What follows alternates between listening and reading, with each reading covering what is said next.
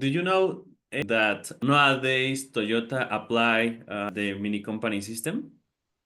Well, they may not use the term like a mini company, but if you look at what they have done with TQM and all the activities they do, they have a very, very systematized management process, and the spirit of the mini company, without calling it as such, is apparent.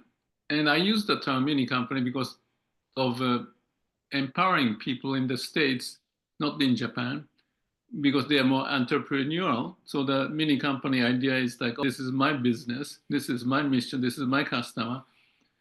And I recently, not so back in 5 years ago, so I was in France and doing it.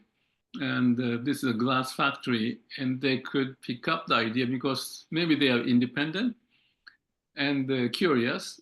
So I brought them to one of the companies that I first implemented or worked together for even 20 some years. Every year and every 3 years, every 5 years, I visited, and I wanted them to come visit this company in Spain so that they got inspired. So they have the access to my books, and they could implement lots of stuff in a short time period.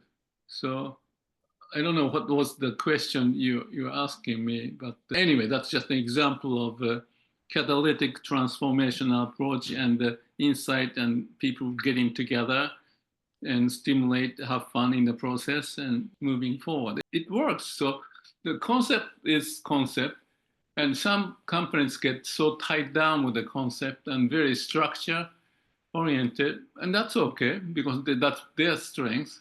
But some are much looser, so it's depend on the culture of the company and people's willingness and the leadership at the top or things of that nature.